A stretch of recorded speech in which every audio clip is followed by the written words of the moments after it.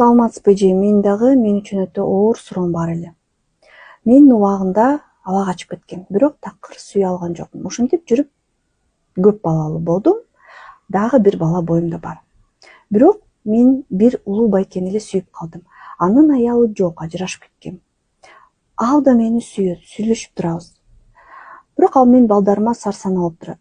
Сен күйөөң менен ажырашсаң балдарың эмне болот дей берет. Ушунчалык түшүнүктүү адам. Күйөөм менен жашагым келбейт, айла жок эле жашап жүрөм. Кетким келет, айлам гана жок.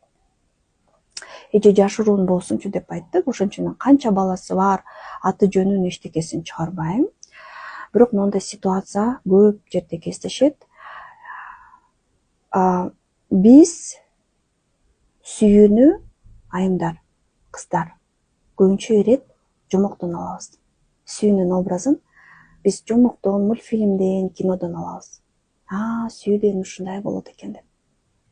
Чыныгы сүйүүнүн образын аз эле адам билет.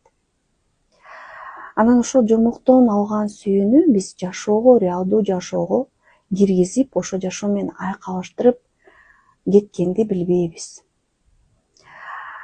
Анткени ал реалдуу жашоого туура келбейт.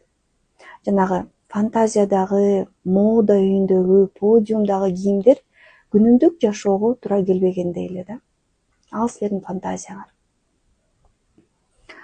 Ал байке реалдуулукту көрүп турат. Сенин көп балдарың чоңоет.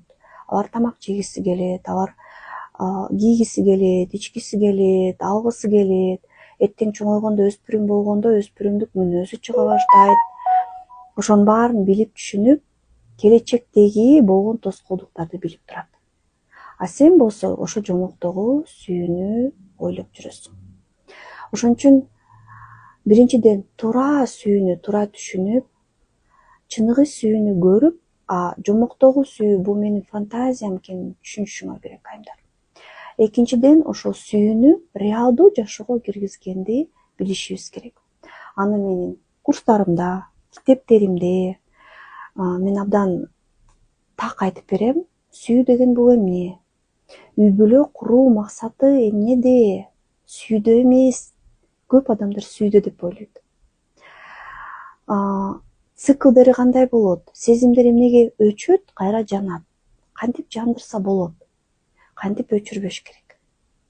Ошонун баарын келип үйрөнсөңөр болот.